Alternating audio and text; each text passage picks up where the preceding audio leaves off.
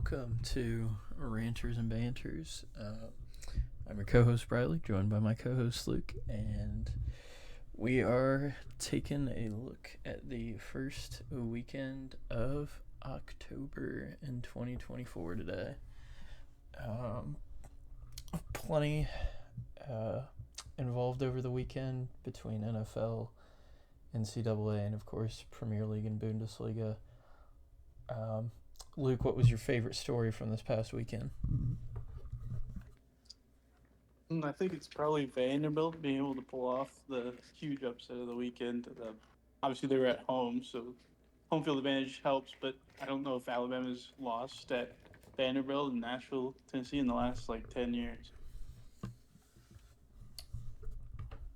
Yeah, that was crazy. My boss and another coworker actually were in Nashville over the weekend, and so they were in downtown Nashville near all that madness with the goalpost apparently making its appearance down Main Street.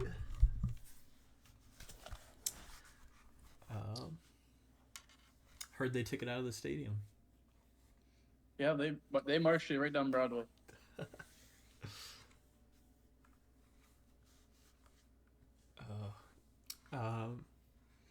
For me, well, I mean, it obviously I think has to be Leicester City's first win of the Premier League campaign. But beyond that, looking at the world of esports, we had the Halo World Championship over the weekend, and my squad SSG, they've struggled to find and get over the last hurdle for a few years now to get a world championship, but they come back in the grand finals down 3-0, reverse sweep it 4-3. And what a way to end the season for a very dominant season for them, all but one major win. So that was a blast to watch.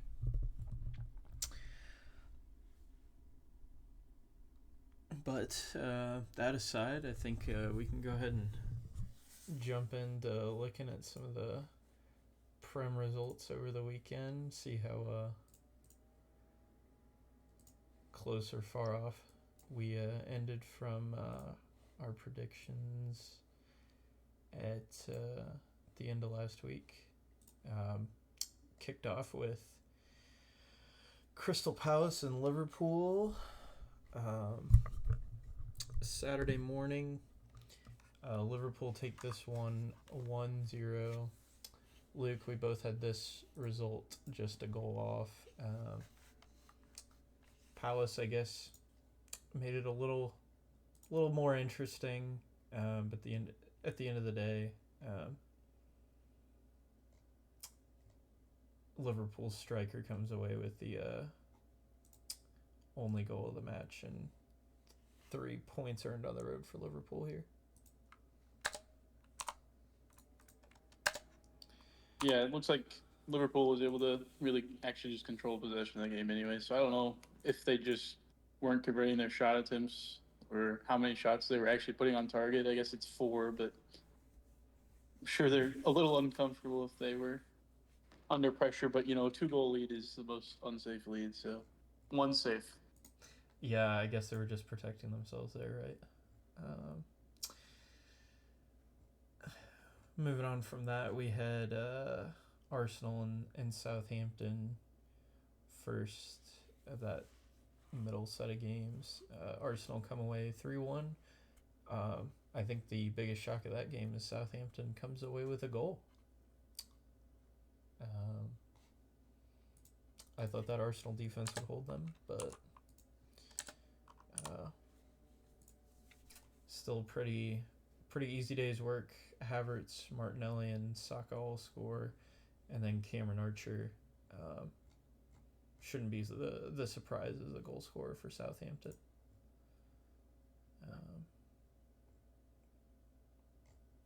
Yep, I didn't see much of this game. Not shocked by the result though either. Yeah, I didn't. Don't think it was one that we need to pay too close attention to. Pretty obvious outcome. I did talk up Southampton's possession game. They ended up with 41% against Arsenal, which actually doesn't seem that terrible, but Arsenal usually isn't a possession-heavy team, so um, good to know they can play out that side of it too. The shock of the weekend for me, as far as scoreline, had to be Brentford Wolves. 8 goals put up in this game. Brentford come away 5-3. This is looking like some sort of like hockey scoreline, not soccer league. But yeah, Brentford come away with the 3 points at home against the Wolves. 5 first half goals and no, I'm sorry, 6 first half goals and then 2 late goals in that one. Brentford do not go a 4th straight game scoring in the first minute, and that's because they chose to score in the second minute for the first time this weekend. Is anybody gonna shut down this early Brentford push, or do you just assume you're a goal down when you play Brentford now? Well, we'll see what happens next time out for that team because they'll be playing United and Old Trafford. So, if we go Maguire, Johnny Evans, I think they'll be able to shut that down. So, Hell yeah, love to hear some love for my boy Harry there.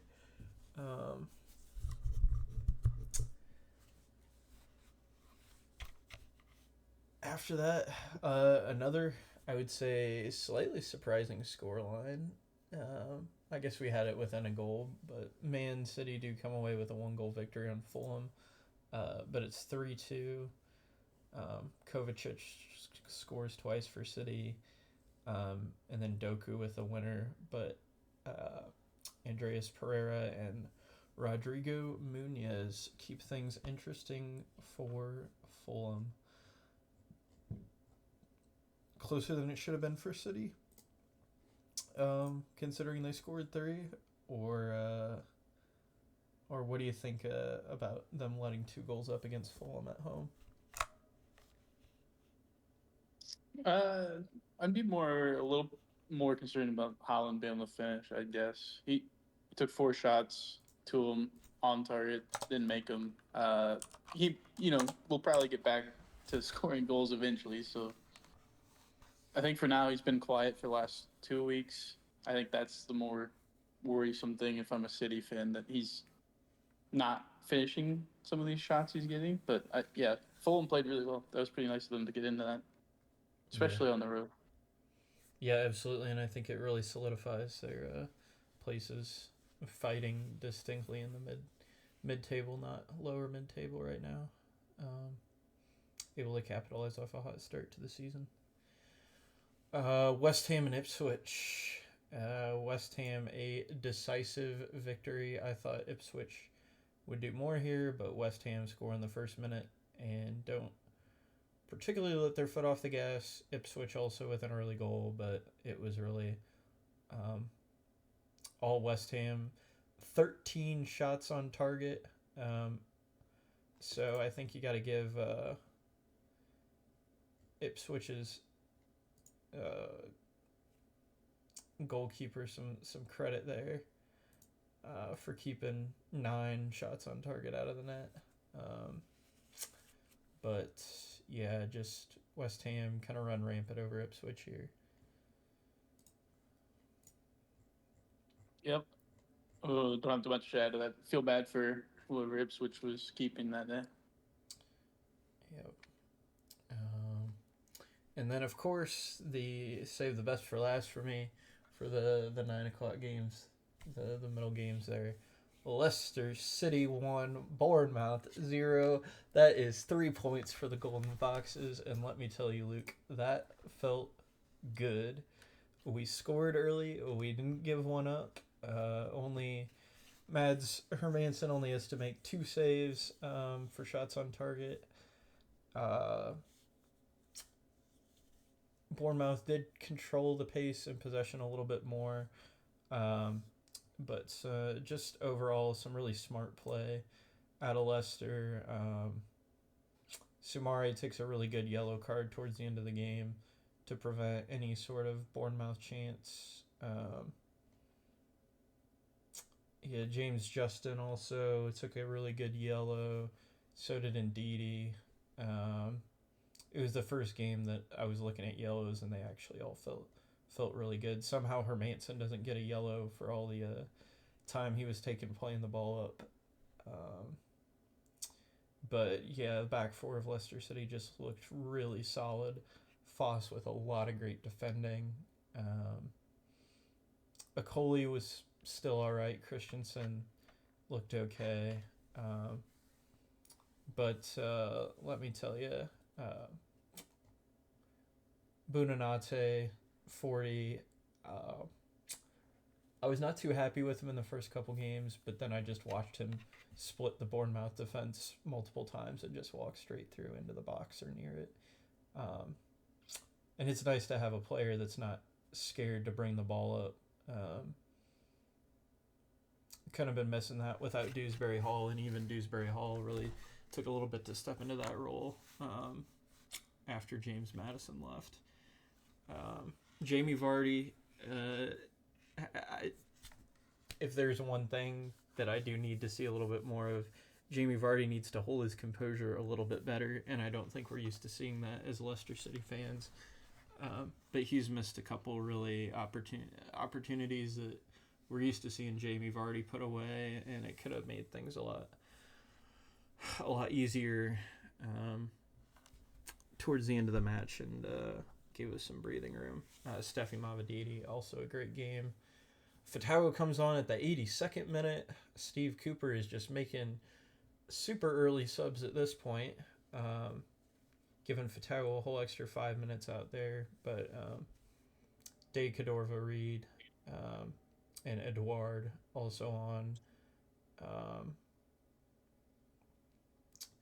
Overall, I think it was pretty well played. Not too upset with anything Cooper did. Still think some of his subs are just very, very late.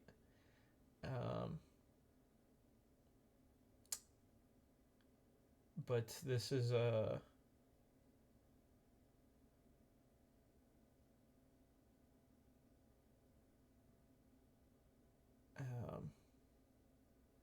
Leicester's first clean sheet at home since October of 2022 in the Premier League.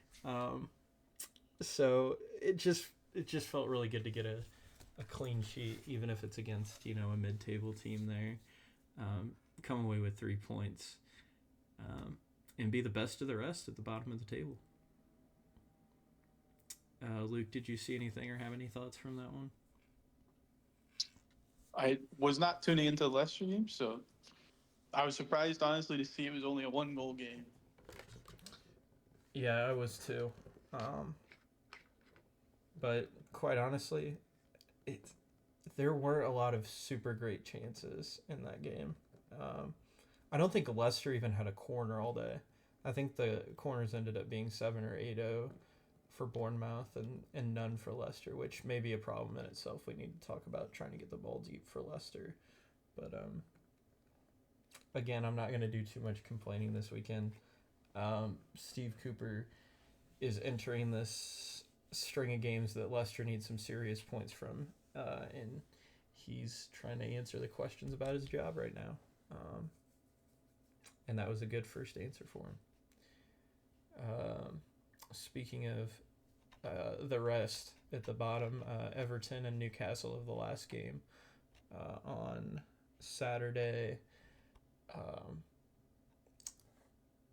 And I think this one goes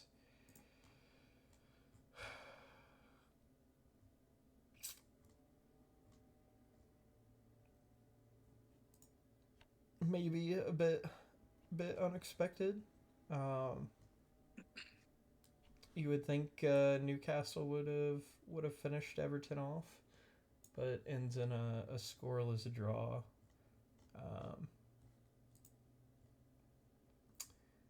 Have Everton started to find some form here, or do Newcastle just need to be better? I think it's pretty safe to say Everton's found a little bit of form. I think Dwight McNeil is a name that I think comes to my mind. He's playing the 10 pretty well for that team right now. Calvert-Lewin. And the back line is actually getting a little bit better. So are they still a bottom team? Yeah. Are they out of the relegation conversation entirely? No. It's more disappointing, I would think, for Newcastle, even on the road. I mean, you had the penalty saved, obviously. So, I mean, that's Jordan Pickford. Yep.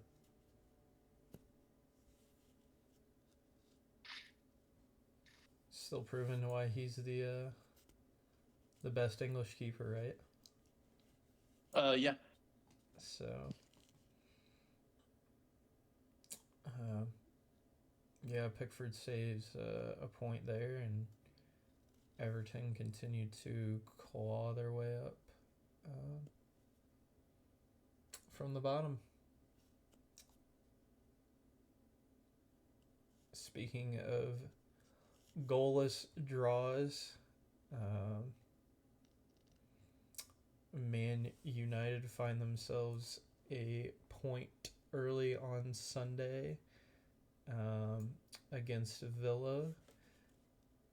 Second goalless draw in 3 matches now for United, but I think this one had to feel a lot better than the draw away at Crystal Palace.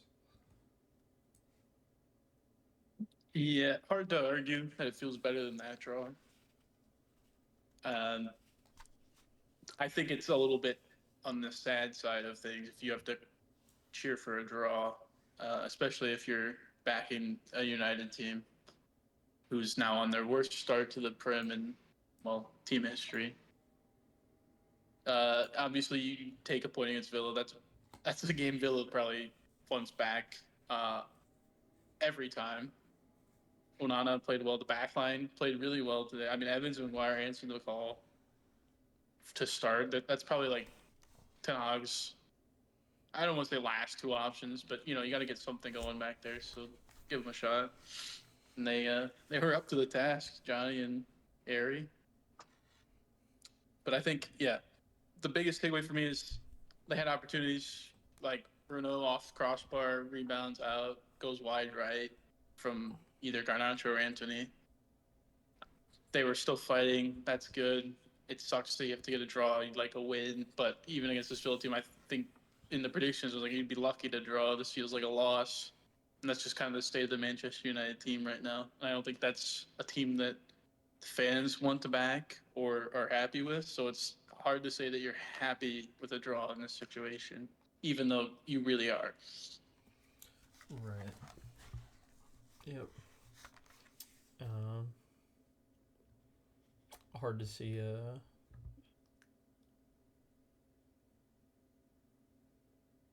hard to see you rooting for a draw there, but I mean at the end of the day, it does get some momentum back, and coming off this next international break, I think it'll hopefully be good going and coming back home, right, for the next game against Brentford. So hopefully enough confidence to carry a real nice.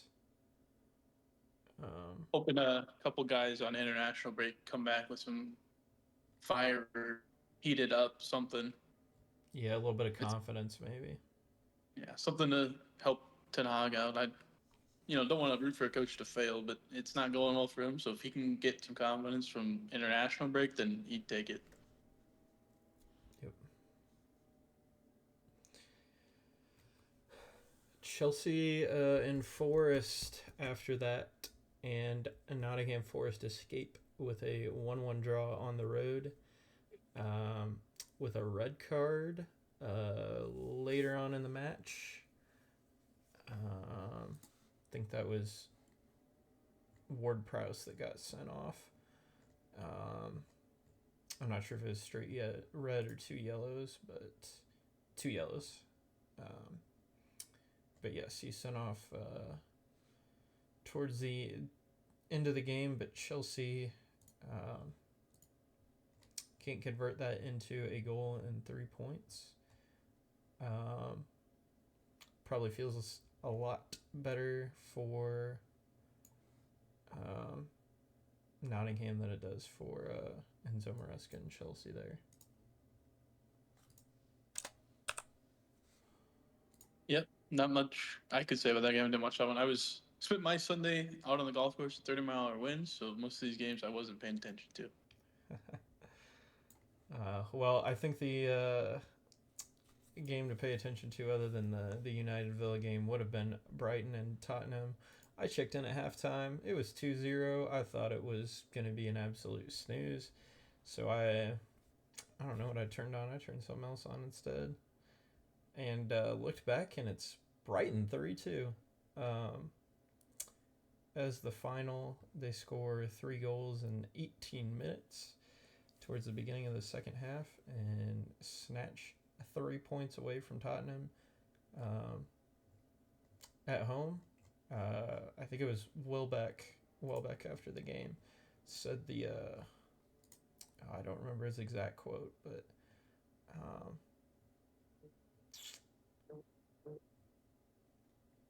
something about a very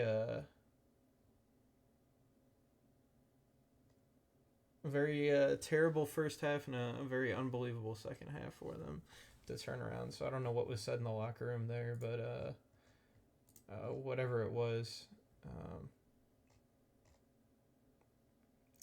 must have worked. And Brighton are looking like they're alive and fighting for a European spot if they're taking down Tottenham after they were up 2-0. Yeah, that's kind of when Brighton needs, especially if you're trailing early at your own home. And if you want to stay at the top of the table, that's a huge confidence boost that you can come back in one half and beat fairly decent, actually, Tottenham Hotspur team. Mm-hmm. Yep. Yeah, absolutely. So going into the break, we have international break.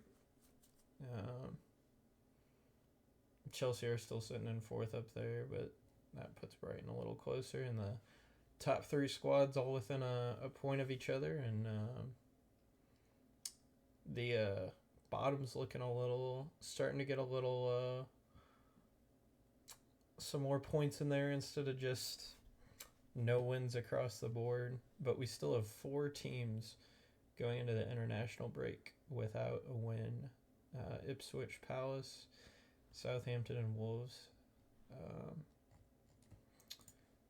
So we'll see who's able to end that first. Looking like Southampton are going to have the best shot at it. Well, Ipswich have Everton as well, so Everton, Ipswich, Southampton, Leicester. Wolves have City, so I don't see a win there in their future. But and Palace are away at Forest, so I think that'd be another tough ask. But yeah, we'll see. But again, that'll be in a couple weeks. Got some international contests the next week and a half, 2 weeks here, and then we'll have the players back from international duty and back to the regular schedule. What about Bundesliga? What all went down there this weekend, Luke? Yeah, so I called the 3 goals for Bayern. Felt pretty good about that.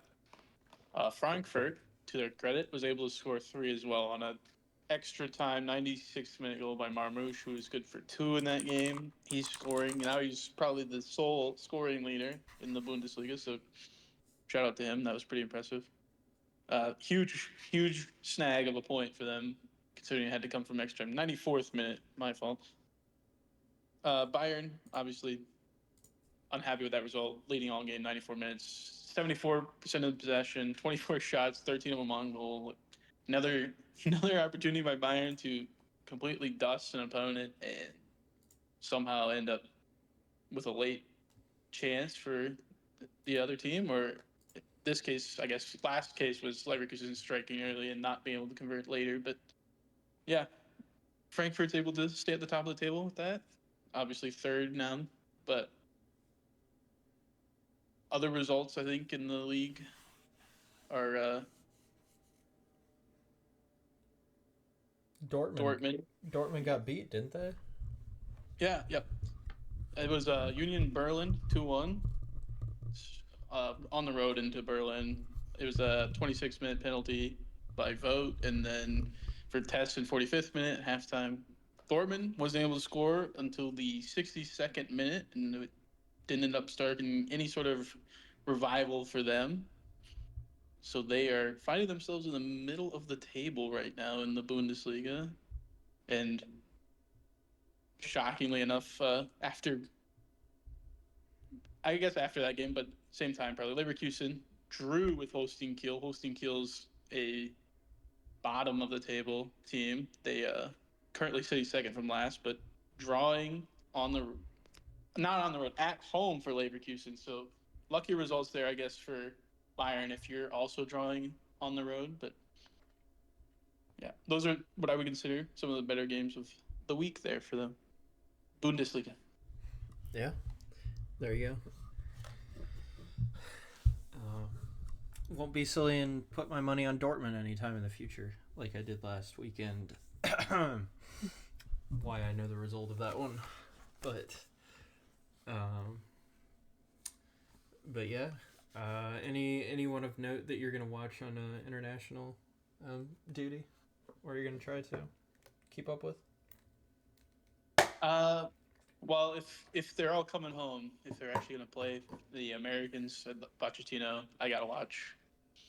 You know, it'll be his first spell as manager, so I'm excited for that mostly. All right. There you go. No players, just strictly Americans this time. Just want to see what's going on without, you know. Sure. Fair enough. Fair enough.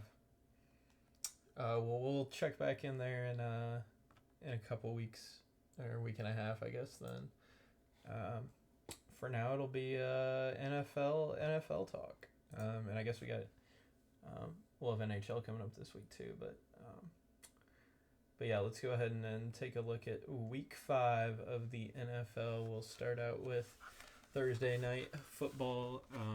Falcons win a OT thriller at home, 36-30, on the Buccaneers. And Luke, we were both wrong on this one. Yeah, another cardiac game though, to be wrong, and this one legitimately goes to overtime. So I don't know if we can be too upset with our picks on that, but Falcons, they're hot right now, and they know how to win these really close games. It's going to matter later. Yep. And then the early game, overseas Jets and Vikings. Minnesota's undefeated, Luke. Yeah, people are talking Super Bowl or bust. Oh, is that it now? Yeah, that's what I've heard. Yeah. Okay. So Another. Go ahead. Go ahead. No, go ahead. I was just gonna say we're gonna have to break out the tier list and make some adjustments, but. Oh yeah, I have a great tier list. They're Super Bowl favorites, actually. In fact, I think anything less than that would be, well, horrible. If they lose the North to the Lions, it's a lost season for the Vikings, and I think that's the way they should be looking at the rest of the year. All right. Well, we'll see what they have in store. I guess is next week the bye for them, maybe. I'm not seeing a game next week for them. It could also be blind. But this would be easier for me to answer if I had them on my fantasy teams, but I don't employ any Vikings. It's against my culture. No, that's I fair. also only employ one Packer for a redraft league. So That's between fair. the two teams, I have Kraft and Jordan Love. So that's it. But yes, it looks like they are on bye. Their first game back off of bye is the Detroit Lions at home. Yeah, that's what I see. So that'll be keep it interesting. Um, should be a easy win for the Vikings, right? Yeah. Anything else would be On disappointing. top of the division there. They're this good, you know. You can't really say anything else about them. That not that they, almost let a 3 interception quarterback beat them, or that they had to wait till the end of the game to ice it by an interception of Aaron Rodgers. These games weren't close. They were both. Neither of these games were one-score games. Don't let the scoreline fool you. It was 6 points this week. It was 3 points last week. Jish, I don't know, man. Well, I mean, 6 points, that's 3 safeties, so really a 3 possession game there, right? Oh, Minnesota math on that one.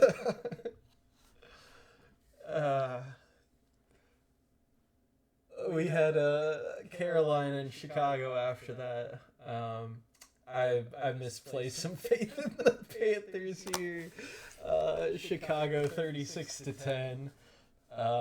Wasn't even close. Multiple ejections late in the game as a fight breaks out after a late score for Chicago. I'm not sure if they thought that was a little disrespectful at the end of the game or what, but yeah, just some Chicago domination in this one, I think, from the looks of it. Is that what happened there, Luke?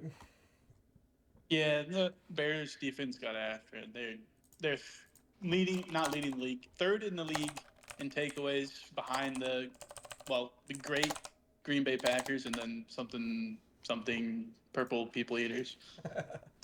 The North is owning takeaways, so I think that's gonna be fun for the league. That 3 defenses good like that. That Bears are great on that side of the ball. Caleb Williams was able to get right this week against a pretty abysmal team besides J.C. Horn on defense.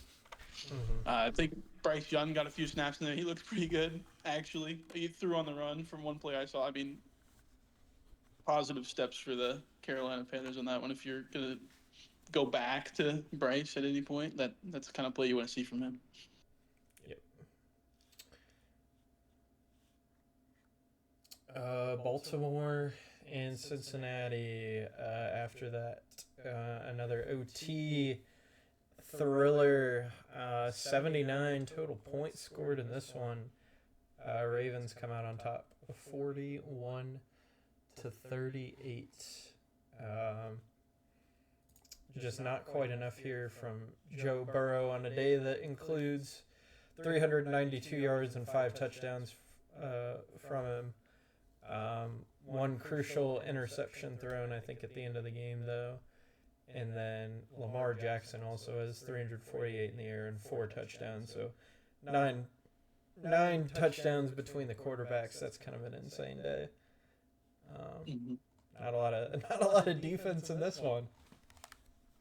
Yeah, but an interesting classic between some rivals. So got some entertaining football at that 1:00 hour. But yeah, I was pretty confident in Joe Burrow going to the OT, and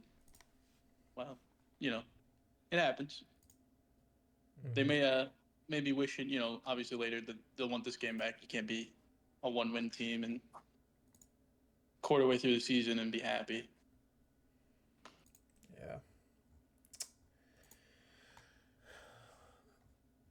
Yeah. Miami and New England. After that, Miami comes out on top 15-10.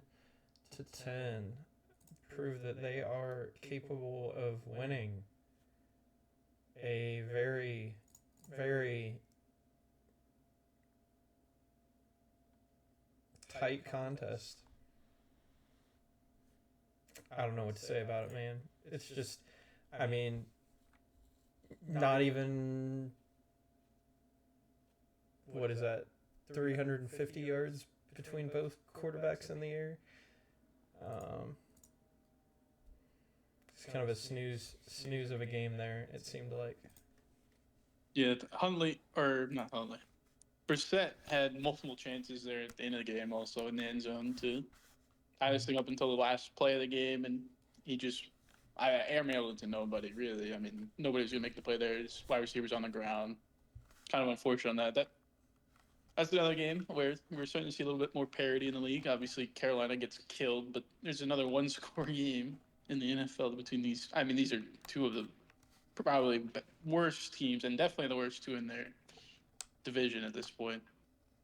But yeah, also another weird thing to note is they Patriots bench Ramondre Stevenson for this game due to fumbling issues. Ended up giving him 12 carries, got 89 yards and a touchdown. I don't know if I'd call that a benching. I know it's he's not the starter, but he's obviously the bell cow. So I mean, maybe give him the ball more. what can you do if he's the only one on your team making plays? Exactly. Yeah. Yeah, I mean, And go. just one more thing on the note on the defensive side, they lost their captain Peppers to just a, a cocaine incident. You could say he strangled a dude the night before. Like it was a crazy weekend for the Patriots. Jeez, that I did not hear about, so I'll have to do some Yep. Police reports investigation. today. Okay. Yeah. All right. We'll have to circle back around to that at some point. Um, the Browns and Commanders game after that, and Cleveland doesn't show much fight in a 34-13 smackdown from Washington.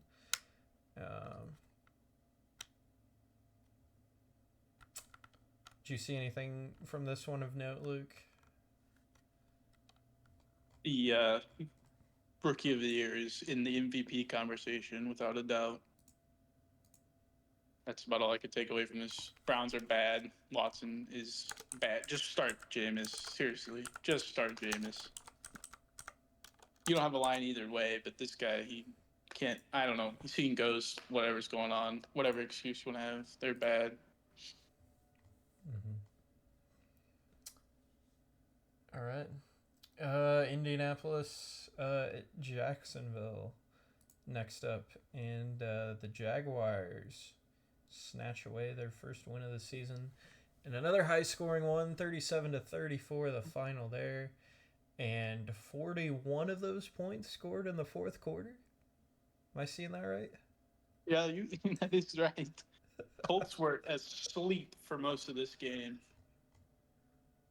But Joe Flacco was able to get the boys going eventually. The one play I saw late in this game is the 65-yard pass by, not in the air, granted, but the 65-yard touchdown to Alec Pierce for Joe Flacco. That ties the game up, gives the ball back to the Jaguars. Jaguars are able to march it down the field to where, looking at a 49-yard field goal with about 17 seconds left, and I think, can't get the ball down the field for Flacco in 17 seconds. It's going to be a bit of an ass. They're out of timeouts as well. So, yeah, 10 years, can't win in Jacksonville, turns into 11 this year after a 3-point loss. But another game where we're a one score away from going the other way.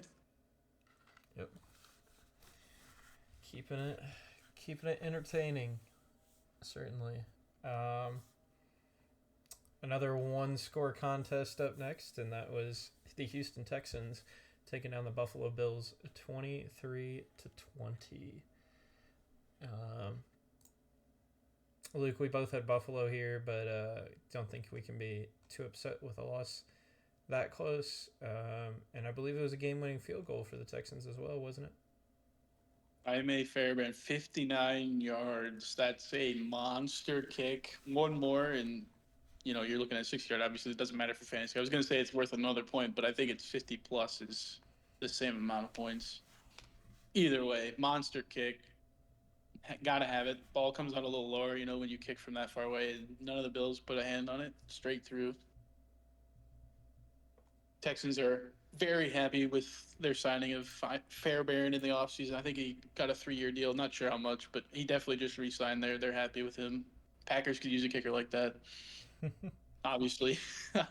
Josh Allen, he'd like to have a better day. He went 9 for 30 passing. I mean, there's something to be said for Kincaid if he getting targets can't catch the ball, but I think a lot of it was more so on Allen yesterday where he's just a little off target, making it a little bit more difficult on receivers. Keon Coleman was able to score though on his only catch of the day, and I think James Cook is asking for more touches when Josh Allen's playing like he did yesterday. Khalil Shakir, I think, being out might be more of an impact on Josh Allen than what was predicted. I think Khalil was a good outlet for him in the slot or wherever they want to line up Shakir, but mostly in the slot for Josh Allen, and he's just open. He had the 40-yard catch last week against Baltimore, put him in scoring range. So yeah, I think they missed him a little bit for the passing game.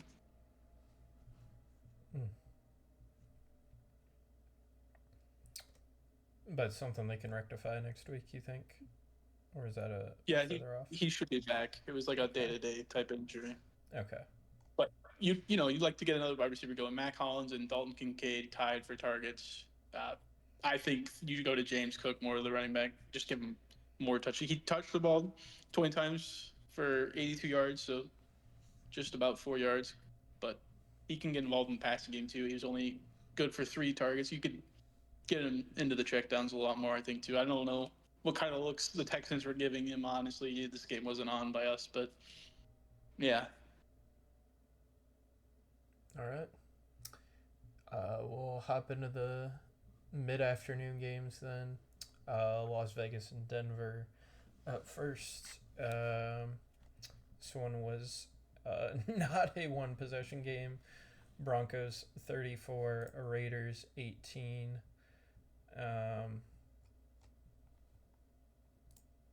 Raiders are just the worst of the division this year.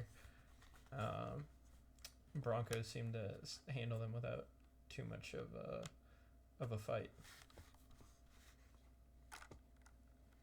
Yep. I would honestly be okay with the Packers trading a 6th-round pick for the Raiders kicker at this point. Could use a guy like Daniel Carlson. But, yeah, they're hurting without a real answer at the quarterback position. Mark Minshew's throwing 2 picks. That doesn't help. Amir Abdullah apparently still balling in the year 2024. I remember watching him at Nebraska playing against like James White at Wisconsin. This is crazy to me. 5 carries, 42 yards, 1 touchdown. Yeah, they're looking for answers in Vegas. The Broncos just dominated on defense. Bo Nix had 206 yards too, so they didn't really have any answers on that side of the ball for the Broncos either. But 2 picks, 2 takeaways is huge. Surtain had the 2 interceptions as well. So yeah, those felt like a real good pickup on fantasy for me this week. The Broncos defense started them and they got the job done for me. Pick 6, 100-yard pick 6 feels really good. I bet. Oh yeah. Then after that, we'll have Arizona and San Francisco. Arizona wins 24-23. Shout out for the money line bet there. Hitting. Thank you, Cardinals. Some crazy odds on that one to win it.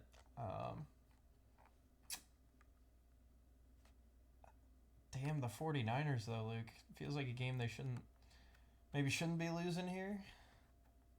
Digit lead going to the 4th quarter. Games they don't lose, I would say, for the most part. Actually, I think Shannon might be something like 2 losses now with a double-digit lead into the 4th quarter. If I remember, the only other one was like in the playoffs, maybe, but don't quote me on that stat. Yeah, they lost their kicker in this game somehow too. I don't know if that was affecting them late, but like Mitch Wisnowski was able to come in and kick a 26-yarder, so they were confident enough from that distance. But I don't know if that affected what they were doing later in the game when they're getting into what would be Jake Moody's range or not. But Kyler and James Conner were able to run wherever they wanted to into this game. 84 yards for Kyler on the ground and 86 for Conner. I know like 60 of Kyler Murray was in that first drive on a rushing touchdown. So, I mean, take what you want on that. But Conner was still able to run it up on them and That's something that I would say the 49ers defense wouldn't be happy with, but they're probably way thinner than they thought they'd be at this point, and they're killing to get to a bye soon. Yeah. All right. But they play Thursday, so they're coming off short rest or short week, and then have to go again. This is gonna be a tough one for them as well. Yeah. Yeah, and we'll talk about their opponent here first. Then they are coming into that game against a Seahawks team that is coming off a 20-29 loss to the 24-25 New York Giants. That can't feel good for Seattle. No, this one I'm going to argue is a one-score game though, because that slash 6 points to the block field goal return for touchdown at the end of the game on 55 seconds left. So, I mean, credit the Giants, they got that touchdown off a block field goal, but they were, Seahawks were in range to tie this one up, try to get to overtime. But yeah, it doesn't feel good to lose to the Giants, especially when you're a NFC West team where it's wide open right now with the way the 49ers are hurting, and well, the Cardinals are the Cardinals, but they only got 2 wins, and then you were at the top of the division, and Rams are hurt too. So this is when you wanted to prove that, okay, we could take this, take the opportunity, but they're showing what I believed is that they were a 3-0 fraudulent team. The Lions showed that, and then they're going to lose to the Giants. So Hmm. Yeah, tough pill to swallow for Seattle fans there. So we'll see. We'll see which one of them between the 49ers and Seahawks bounce back on Thursday night. And then we'll talk about the last save, the best for last, of course. Here, another one possession game between the Green Bay Packers and LA Rams. Luke, talk to me about that one.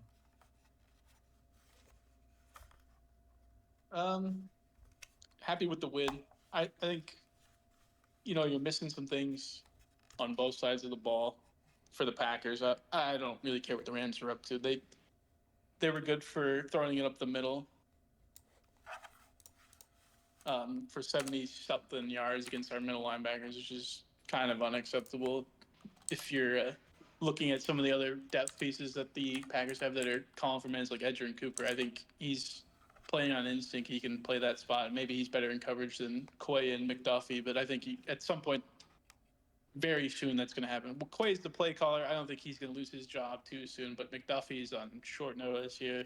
If Edger Cooper can turn his 30 snaps this last week and then into more, I think McDuffie's the guy that's going to be losing a couple. But other things I've seen from the Packers this week was obviously Dobbs was out. I don't know if you've heard about this drama, but I don't know if I can call it drama. He skipped practice Thursday and Friday. They had to. It sounded like they basically sent a wellness check from the team to check on him, and he was just chilling at home.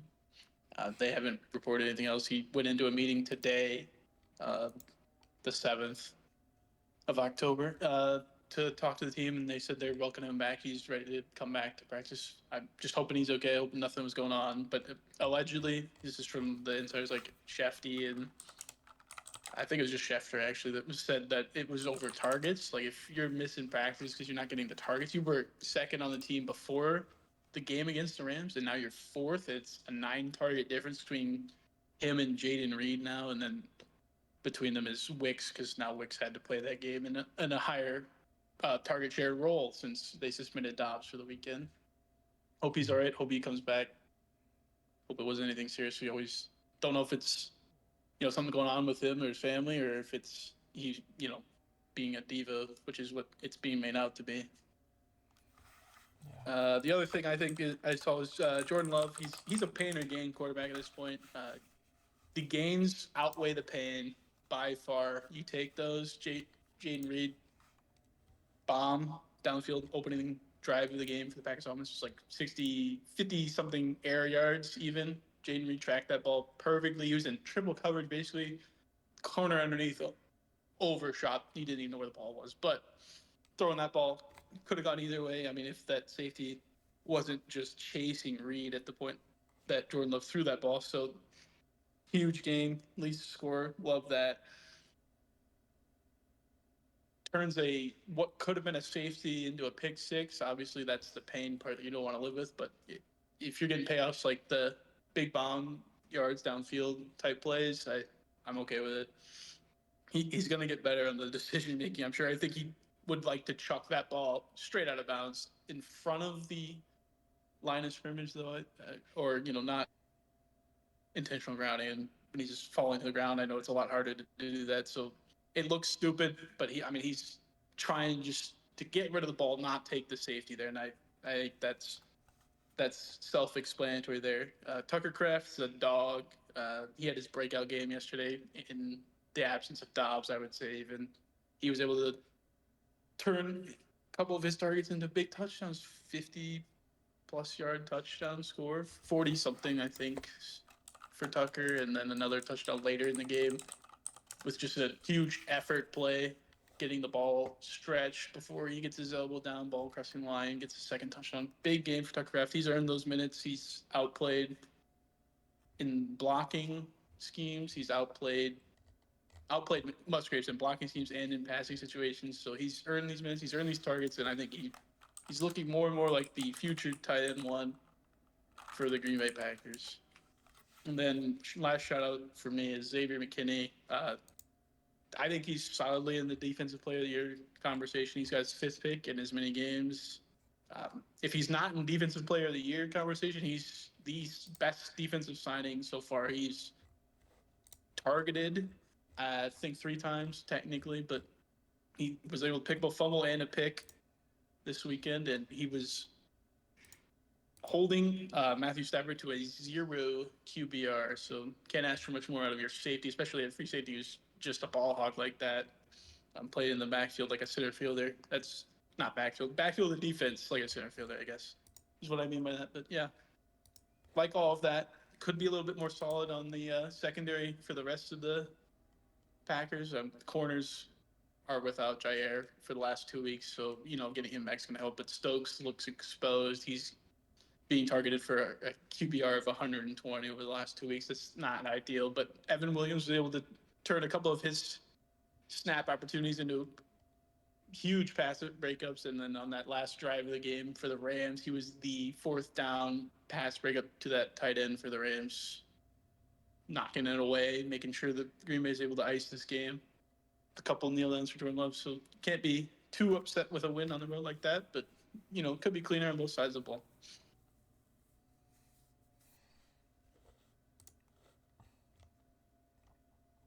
Yeah, and who do the Packers have next weekend? Green Bay will have the Arizona Cardinals at home. Okay. All right. We'll see how you're feeling about that here in a couple days then. But it sounds like you got a pretty good vote of confidence for several of these guys now going into that. Jordan Love's 1-0 now, so we're good. Perfect. Last game on Sunday, we had Dallas at Pittsburgh, and Dallas comes away with the win against the Steelers, 20-17. Another close game there.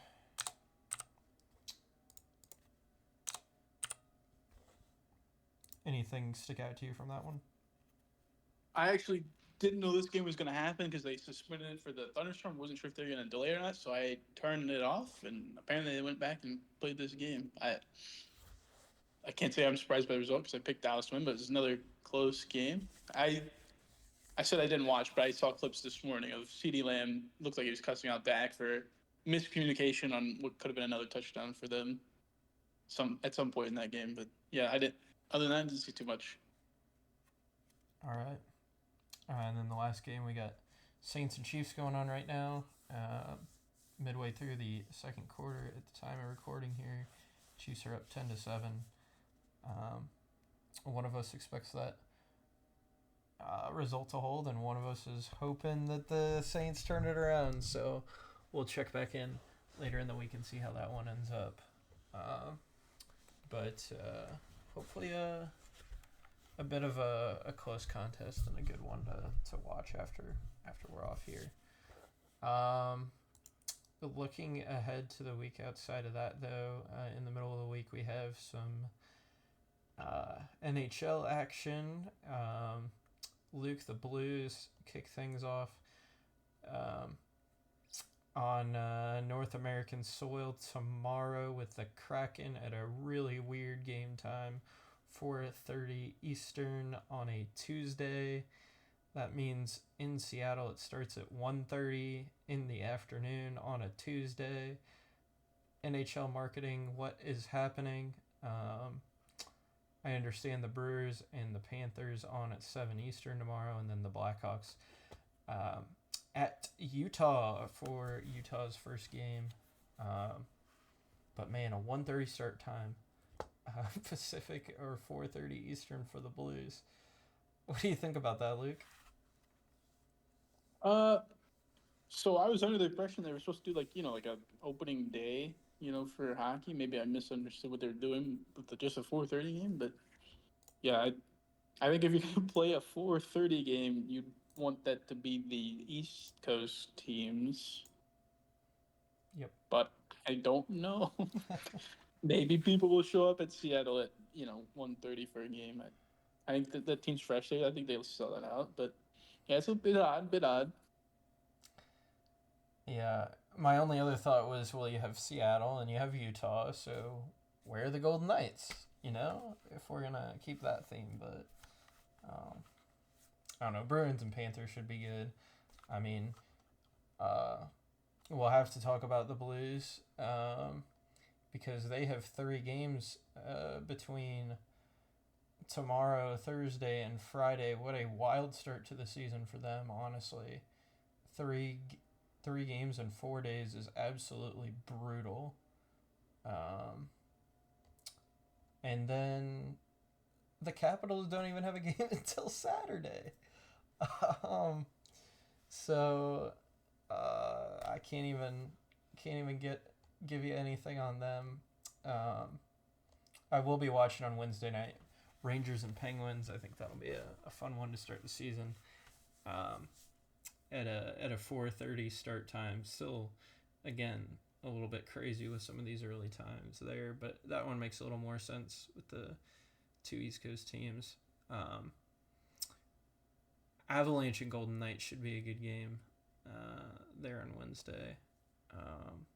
Thursday, Penguins and Red Wings should be a good matchup. Man, some of these times are just wild. There are no late games. Latest start times I keep seeing are what? Oh, no wonder. It's because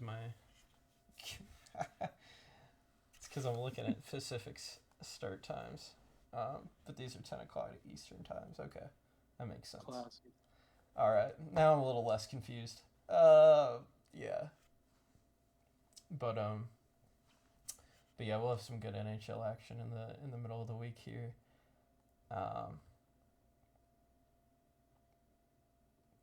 And then we'll bring it back around to a football this weekend. And this weekend I think is a little quieter. Only NFL action with international break going on, and then F1's still on hiatus for another week before we have a jam-packed weekend after that. In between the what is it? Is it the U.S. Grand Prix? Circuit of Americas. Circuit of Americas. I do want to say something real quick about F1. I found out for the first time this week that they used to race in Indy. I didn't know this. Yeah. Obviously, I don't know much about F1. I haven't followed it except for the past 6 months to a year, but I didn't realize they used to race Indy. Huh. Yep. But, Open wheel. Usually just open wheels like that. all right. There's a couple other ones. I don't know if you've known about the used to run a Phoenix course in like the 90s or something like that. It was in the city too. It was just somewhere. And Detroit also had the same city course that the IndyCar just ran this year. Okay. It's kind of an interesting one. There was also I think I would say the more famous of them was like the Watkins Glen in New York that was open for like 30 years or 20, whatever years that they ran that when Jim Clark used to race there a lot. It's a course that I hear a lot about because people want them to go back to Watkins Glen as a historic course. It's got a lot of banking. I know it was I think Tony Stewart and Lewis Hamilton traded cars. Like so, Lewis drove the stock car and Tony got to drive a F1 car back when Lewis drove for McLaren, and that was at Watkins Glen. So I don't know if that's what we had sparked a lot of that interest in Watkins Glen or not for F1. But if you ever want a cool video to watch, go watch Lewis drive a stock car or Tony drive a F1 car. It might form your opinion on whether you think like Kyle Larson could drive an F1 car like Max as well as Max Verstappen could. All right. Yeah, we'll have to go check that out. But yeah, definitely looking forward to F1 coming back here soon. But hey, I get Chargers football this weekend back, so that'll be something to look forward to. That being said, I don't think I have anything else for this weekend wrap. Luke, do you have anything before next weekend? Yeah, Bannister better start Holloway and Thomas on the same line. Whatever they do, don't put Corey on that one. I don't care who's on the right. It could be Neighbors.